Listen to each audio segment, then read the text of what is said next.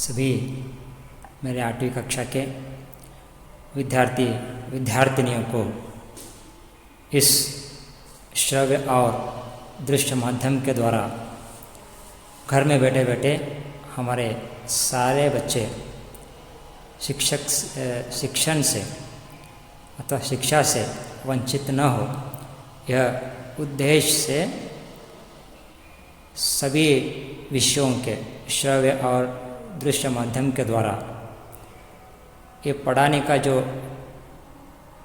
क्रिया में आपको स्वागत करता हूँ।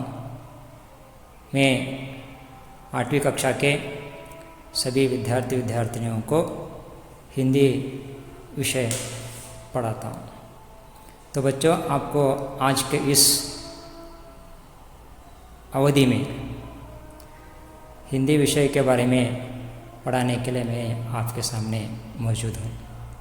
तो बच्चों, आप स्कूल शुरुआत होने के बाद सभी विद्यार्थी विद्यार्थिनियाँ जो हैं स्कूल को आते ही किताबें पुस्तकें खरीद लेते हैं। तो तुरंत कुछ बच्चे उस जो किताब लिए रहते हैं उन सारे किताबों के ऊपर कवर डालते हैं। तो कुछ बच्चों को यहाँ तक मालूम नहीं होता कि किताब का नाम क्या है। जो भी आप SST लेंगे, जो भी आप हिंदी लेंगे, संस्कृत लेंगे, कन्नड़ा लेंगे, हर एक किताब के ऊपर उस किताब का नाम दिया जाता है। तो बच्चे उसे भूल गए होते हैं, इसलिए किताब लेते हैं। हर एक विषय के किताब के ऊपर छपे हुए किताब का नाम को याद रख लेना अत्यंत आवश्यक है। तो बच्चों, मैं 8वीं कक्षा का शुरुआत करूँगा कि हिंदी विषय का किताब का नाम क्या है, ये समझना अत्यंत आवश्यक है।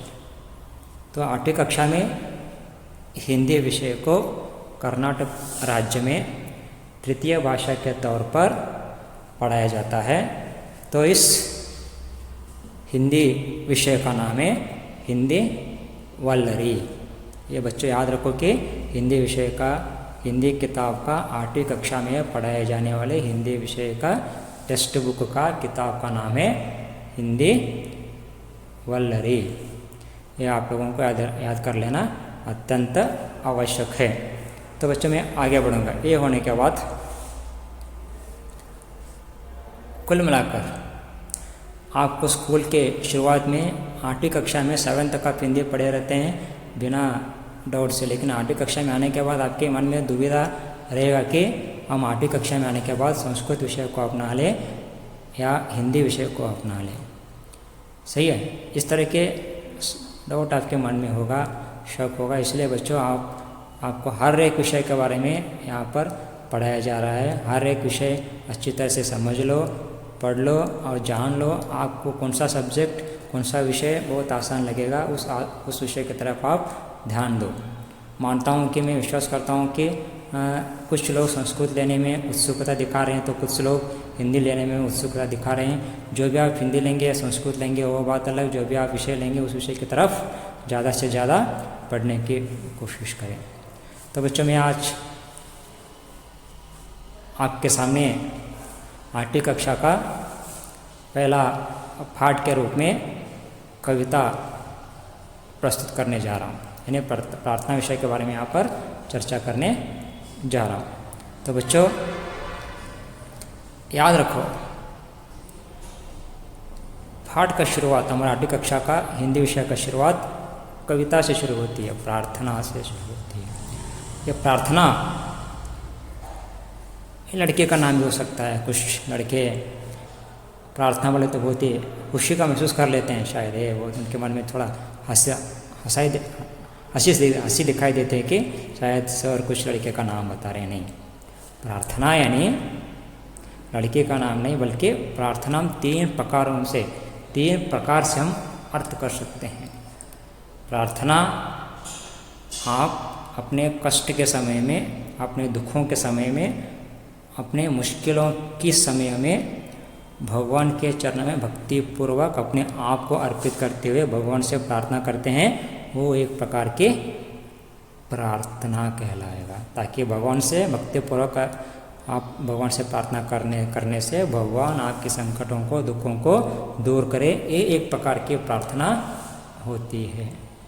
दूसरी प्रकार की जो प्रार्थना है, जो बच्चे, जो विद्यार्थिनियाँ जो होते हैं, जो बच्चे होते हैं, भगवान के सामने भक्तिपूर्वक, भगवान के सामने भक्तिपूर्वक भगवान से प्रार्थना करते हैं कि ये भगवान हमें ऐसे गुणों को भर दो, हमारे भीतर ऐसे गुणों को उत्पन्न करो कि हम उन गुणों के सहारे जिंदगी में अच्छी तरह से हम अपना ज़िंदगी गुजारा कर सके, यानी हमारी ज़िंदगी फूलों की तरह हम अपना ज़िंदगी को खुशी खुशी के साथ, आनंद उल्लास के साथ बिता सके। ये दूसरे प्रकार की प्रार्थना होती है। तीसरे प्रकार की प्रार्थना जो है, आप स्कूल को आने से पहले, कक्षा में प्रवेश करने से पहले आप जो प्रार्थना करते हैं वो प्रार्थना, वो एक प्रकार की प्रार्थना होगी। यानी कुल मिलाकर मैंने आप लोगों को यहाँ पर उस प्रार्थना शीर्षक का अर्थ बताया। यानी 3 प्रकार प्रार्थनाएं होते हैं, तो 3 प्रकारों के प्रार्थना के अर्थ मैंने बताया। तो मैं आप लोगों को दूसरा जो अर्थ बताया था, यानी बच्चे भक्तिपूर्वक भगवान के चरणों में अपनी ज़िंदगी गुजारा करने के लिए कुछ गुणों को मांगते हैं। उन गुणों के सहारे वे चाहते हैं कि हमारा ज़िंदगी जो है फूलों की तरह अच्छी तरह से खिल उठे। इस बात को इस प्रार्थना कविता के द्वारा कवि बच्चों में गुण भरने की भगवान से प्रार्थना कर रहे हैं। तो बच्चों, प्रार्थना कविता का मैंने शीर्षक अभी तक बताया, तो मैं विश्वास करूंगा कि जो शीर्षक आपको समझ में आया होगा। तो प्रार्थना कविता के लेखक कौन है? आपके मन में प्रश्न उठ रहा होगा कि लेखक कौन होंगे। हर एक कविता के लेखक होते हैं, वो बात अलग। हर एक कविता के लेखक होते ही हैं, लेकिन कुछ लेखक ऐसे होते हैं कि वे नहीं चाहते कि उनका नाम उस कविता के नीचे लिखकर सबको मालूम पड़े। कुछ लेखक अपना नाम लिखे होते हैं, तो कुछ लोग पर्दे के पीछे रहकर एक अच्छे काम करते रहते हैं। तो ऐसे कविताओं में ये प्रार्थना कविता भी एक है। प्रार्थना कविता के लेखक है, परंतु उनका नाम आपकी किताब में देखने को नहीं मिलेगा, वहाँ पर मिलेगा संकलित। तो बच्चों, संकलित इसका अर्थ होता है, कवि होते हैं लेकिन उनका नाम किताब के भीतर जो है छपी नहीं होती है, उसे क्या बोलते हैं? संकलित। मैं विश्वास करूंगा कि बच्चों, जो आपको मैं पढ़ा रहा हूँ शायद आपको समझ में आ रहा होगा। तो मैं आगे बढ़ूंगा। प्रार्थना कविता से संदेश क्या मिलती है? आपके स्क्रीन में आ रहा, प्रार्थना कविता से बच्चों को क्या संदेश मिलता है? तो बच्चों, संदेश जो है, मनुष्य जीवन में सद्भाव को अधिक स्थान दिया है, सद्भाव को अधिक स्थान दिया है। तो हर एक व्यक्ति अपने जीवन को बिताने के लिए सद्भाव का गुणों को अपनाना अत्यंत आवश्यक है। तो बच्चों, सद्भाव आते ही आपके दिलो दिमागों में प्रश्न उद्भव होता है कि सद्भाव किसे कहते हैं? तो सद्भाव का अर्थ क्या है? सद्भाव का अर्थ होता है यानी विशाल मनोभावनाओं को अपनाना। तो विशाल मनोभावनाओं को अपनाना है, तो विशाल मनोभाव में हमें किस प्रकार के गुणों को अगर हम हमारे भीतर ले सकते हैं, अपना सकते हैं, तो हमें विशाल मनोभाव भी उत्पन्न होगा, साथ ही साथ सद्भाव जैसे गुण भी उत्पन्न होंगे। सद्भाव यानी विशाल मनोभावनाओं को अपनाना। विशाल मनोभावनाओं को अपनाना है तो हमें कुछ ऐसे गुणों को अपनाना है, उन गुणों के सहारे हम अपने मन को विशाल बना सकते हैं। तो बच्चों, आइए सद्भाव के भीतर, उस विशाल मनोभावनाओं के भीतर कौन कौन से गुण छिपे हुए हैं ये देख लेंगे। तो बच्चों ध्यान से सुनिए, हमेशा कभी जो है भगवान से या प्रार्थना कर रहे हैं, क्या करके, छोटे बड़े का भेदभाव न करना सबसे अच्छी बात है। अगर बचपन में बच्चे इस तरह के भेदभावों से अगर अपने आप को दूर रखते हैं तो स्वाभाविकता से उनमें अच्छे अच्छे गुण उत्पन्न होंगे। इसलिए कवि बता रहे हैं कि बच्चों को ऐसे गुणों से दूर रखा करो ताकि उनके ऐसे गुण, जैसे ऐसे भेदभाव, जैसे उच्च नीच, जात पात, अमीर गरीब, धर्म धर्म, भाषा भाषा, इस तरह के भेदभावों से अगर बच्चों को हम दूर रखते हैं तो हम सब एक है की कल्पना उनमें उत्पन्न हो सकती है। हम सब एक हो सकते हैं, आपस में भाईचारे के गुण उत्पन्न हो सकते हैं और हमेशा मिलजुल रहने की एक ताकत बच्चों के दिमागों में उत्पन्न हो सकती है। इसलिए कवि क्या कह रहे हैं, ऐसे गुणों को उत्पन्न करने के लिए भगवान से प्रार्थना कर रहे हैं कि हे भगवान, बच्चों में ऐसे गुणों को उत्पन्न करो ताकि बच्चे छोटे बड़े भेदभाव न करते आपस में मिलजुल कर रहे, एकता की भावना को अपनाएं और भाईचारे के गुणों को अपनाते हुए अपनी ज़िंदगी को हमेशा हंसते हुए बिता सके। और किसी का अपमान नहीं करना चाहिए, यह अत्यंत आवश्यक है। बच्चे कभी भी बचपन में, बड़े हो या छोटे हो, बड़े हो या छोटे हो, कभी भी किसी को भी दुख लगे या उनके मन को चोट लगे अथवा आपसे दूसरे लोग अवमानित हो, ऐसा कभी भी नहीं होना चाहिए। इसलिए कई बता रहे हैं बच्चों में ऐसे गुणों को उत्पन्न करो ताकि बच्चे जिंदगी में कभी भी किसी भी हालातों में, किसी भी परिस्थितियों में किसी का भी अपमान नहीं करें। और साथ ही साथ ये बहुत अत्यंत आवश्यक है ताकि सभी बच्चे अपने देश के प्रति, अपने भाषा के प्रति, अपने संस्कृति के प्रति, सही है, आदर देना, गौरव देना, इज्जत देना, अभिमान जताना अत्यंत आवश्यक है। चाहे भारत देश में रहकर भारत देश की तारीफ करना आपकी वफादारी जताता है। अगर आप भारत देश में रहकर दूसरे देश के बारे में तारीफ करते हैं तो आप भारत देश के प्रति गद्दारी का काम कर रहे हैं। इसलिए बच्चों याद रखो कि हमेशा आप अपने देश, अपने जाति और अपने संस्कृति, अपने आचार विचार, अपने धर्म, अपनी भाषा के प्रति हमेशा क्या करना है, अभिमान रखना है, गौरव देना है, इज्जत रखनी है। ये सारी बातें जो है विशाल मनोभाव के भीतर आते हैं। ये सारी बातें जो है सद्भाव के गुणों में आते हैं। सद्भाव आप बच्चों में उत्पन्न हो सकती है। तो बच्चों अभी तक मैंने बताया सद्भाव या विशाल मनोभाव को अपनाने के लिए बच्चे कौन कौन से गुणों को अपनाना है। सही है, छोटे बड़े का भेदभाव नहीं करना, आपस में मिलजुल कर रहना, साथ ही साथ किसी का अपमान न करना, अपने देश, अपनी भाषा के प्रति हमेशा वफादारी जताना। सही है, ये जो है सद्भावना के तत्व। कवि जो है इसी तरह से गुणों को बच्चों में उत्पन्न करने के लिए क्या करते हैं, प्रार्थना करते हैं। तो बच्चों अभी तक मैंने आपको पढ़ाया था कि प्रार्थना कविता से बच्चों को क्या संदेश मिलती है, क्या सीख मिलती है। तो बच्चों मैं विश्वास करूंगा कि शायद यहाँ तक संदेश आपको मैंने पढ़ाया था, आप अपने मोबाइल के स्क्रीन में चित्र के रूप में आप देख सकते हैं। तो विश्वास करूंगा कि जो मैं पढ़ा रहा हूँ आप समझ पा रहे होंगे। मैं आगे बढ़ूंगा, पहले स्टांजा की तरफ।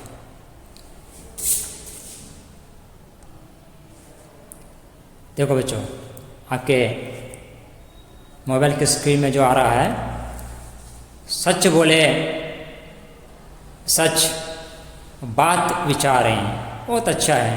कवि भगवान से यह प्रार्थना कर रहे हैं, भक्तिपूर्वक भगवान से मांग कर रहे हैं कि हे भगवान, बच्चों में ऐसे गुणों का उत्पन्न करो ताकि बच्चे हमेशा सच बोलने के अभ्यास करें, सच बोलने की प्रयास करें, सच बोलने की कोशिश करें, हमेशा अच्छे विचार, अच्छे ख्याल, अच्छे सोच, सत्य के राह पर चलने की एक शक्ति भगवान उन्हें दे सकें। इसलिए कवि भगवान से प्रार्थना कर रहे हैं कि हे भगवान, बच्चों में ऐसे गुणों को उत्पन्न करो ताकि बच्चे हमेशा सत्यवादी कहलाएं, सत्य बोलने के प्रयास करें, सत्य की राह पर चलें, अच्छे अच्छे विचारों को अपनाएं, अच्छे अच्छे ख्यालों को अपनाएं और कभी भी अपने मन में बुरे ख्याल, बुरे सोच, सही है, बुरी बातों से उन्हें दूर रहकर हमेशा सच बोलने की कोशिश कराने के लिए कवि भगवान से क्या कर रहे हैं, प्रार्थना कर रहे हैं। आप दृश्य में देख रहे हैं तो बच्चे एक ऐसे काम कर रहे हैं, भलाई का काम। एक व्यक्ति जो है, अंग विकल्प के जो व्यक्ति जो है, उस व्यक्ति को ऊपर ले आ रहे हैं, यानी भले काम, अच्छा काम करना। बच्चों में ऐसे गुणों को उत्पन्न करो ताकि बच्चे हमेशा भले काम करने में सदैव हमेशा अपने आप को तैयार रखें। चाहे वो जो काम, चाहे समाज में रहने वाले चंद लोगों की भलाई के लिए वो काम करने में आपकी जान चली न जाए, जान की परवाह न करते हुए बच्चों समाज की भलाई के लिए अच्छे काम करने के लिए सदैव अपने आप को क्या करो, तैयार रखो। कभी भी अपना कदम पीछे मत हटाना, बल्कि आपसे समाज में रहने वाले चंद लोगों के लिए भलाई होती है तो आप उस काम करने के लिए हमेशा तत्पर रहो। काम करने के लिए अपने आप को प्रेरित करते रहो, दूसरों को भी प्रेरित करते रहो और हमेशा बच्चे सत्य को अपनाओ, सत्य की राह पर चलो और हमेशा अच्छे काम के लिए आगे बढ़ने की कोशिश करें। अभी तक मैंने आप लोगों को पहला पैराग्राफ के बारे में बच्चों समझाया। इसका अर्थ देखेंगे तो इसका भावार्थ क्या है। अभी तक मैंने एक्सप्लेन किया और उसका अर्थ जो है संक्षिप्त में भावार्थ के रूप में मैं आप लोगों को आपके सामने इस मोबाइल की स्क्रीन के सामने लाने की कोशिश कर रहा हूँ। तो मनुष्य हमेशा सत्य बोलना चाहिए, मनुष्य या बच्चे हमेशा सत्य को अपनाना चाहिए, सच बात पर, हमेशा अच्छे विचार पर, अच्छे ख्यालों पर सोच विचार चर्चा करना चाहिए और हमेशा सदैव अच्छे काम करने के लिए, समाज में रहने वाले लोगों की भलाई के लिए आप हमेशा अपना जीवन बिताना अत्यंत आवश्यक है। तो बच्चों, मैं विश्वास करूंगा कि शायद आपको ये पहला पैराग्राफ समझ में आ रहा होगा। आगे बढ़ूंगा दूसरी पैराग्राफ की तरफ। तो बच्चों, दूसरी पैराग्राफ है मिलकर रहे, नियम अपनाएं, अत्यंत आवश्यक है। शायद आपको आपके मोबाइल के स्क्रीन में दृश्य आपको देखने को मिलेंगे, हमेशा मिल कर रहे हैं, एक दूसरे के हाथ पकड़े हुए हैं। जब तक एकता में बल होती है, तो बच्चों एकता में बल होती है, तब कोई भी आपका कुछ भी नहीं बिगाड़ सकते। हमेशा मिलजुल कर रहना, यानी आपस में एकता की भावना से रहना, दूसरों के सुख, दूसरों के दुख, दूसरों के समस्याएं हमारे दुख समझकर हमेशा उन समस्याओं के प्रति हमें क्या करना है, स्पंदन करना है, हमें मिलकर रहनी है और आपस में कुछ अपने नियम को अपनाना है। जैसे यहाँ पर नियम बताए तो अपने धर्म के, अपनी भाषा के, आचार विचार के कुछ नियम होते हैं। आप उन सारे नियमों को अपनाते हुए आपको क्या करना है, ज़िंदगी में आगे बढ़ना है। बल्कि इन नियमों के वजह से आपके भीतर कभी भी, आपके बीच में कभी भी दरार उत्पन्न नहीं होना। इसलिए हमेशा मिलजुल कर रहना है और साथ ही साथ कुछ नियमों को भी अपनाना है।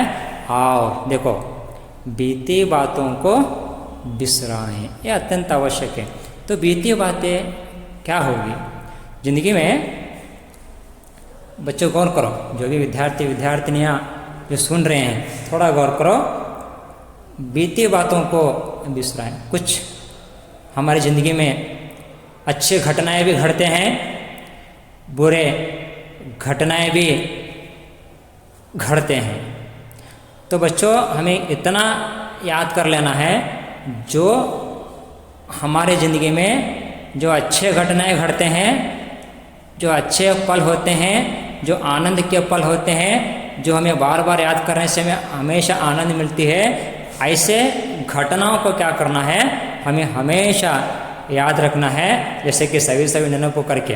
तो वैसे जो बुरे घटनाएं घटते हैं, जो घटनाएं बुरे होते हैं, उन सारे घटनाओं को क्या करना है, जो बुरे घटनाएं घटते हैं, उन बुरे घटना को क्या करना है, हमें बिसरना है। जैसे कि कुछ घटनाएं हैं आपके दिल को ज़्यादा चोट लगी हुई जो घटनाएं होती हैं, जो बार बार याद करने से आप दुखी का महसूस करते हैं। तो बच्चों ये दुखी का जो महसूस करने वाले, मन को दुख देने वाले जो ऐसे घटनाएं जो घटते हैं, तो बच्चे क्या करना है, तुरंत ऐसे बातों को बिसर देना है। इसलिए कभी बता रहे हैं, हे भगवान बच्चों में ऐसे गुणों को उत्पन्न करो ताकि बच्चे हमेशा मिलजुल कर रहें, नियमों को अपनाएं, अपने ज़िंदगी में कुछ घटने वाले बुरी घटनाओं को बिसर कर, जो दुख देने वाले बातों को बुलाकर उनमें ऐसे ताकत दो ताकि वे इनके अलावा भी वे अपनी ज़िंदगी गुजारा कर सकें। तो बच्चों मैं आगे बढ़ूँगा इसके भावार्थ की तरफ। अभी तक मैंने एक्सप्लेन किया, विवरण दिया, इसके भावार्थ में क्या है देखेंगे। देखो भावार्थ, एक सुंदर समाज बनाने के लिए, स्वस्थ समाज बनाने के लिए, सुख समाज बनाने के लिए मनुष्य के बीच में कभी भी अंतर नहीं होना चाहिए, यानी भेदभाव नहीं होना चाहिए। हमेशा मिलजुल कर रहना, ऊंच नीच, जात पात, अमीर गरीब, छोटे बड़े, धर्म भाषा, इस तरह के कभी भी अंतर नहीं होना चाहिए। इसलिए मानव बीते हुए बातों को भूलकर मिलजुल कर रहने का नियम को क्या करना है, अपनाना है। तो बच्चों मैं विश्वास करूंगा कि शायद आपको ये 2 पैराग्राफ अच्छी तरह से समझ में आ रहा होगा।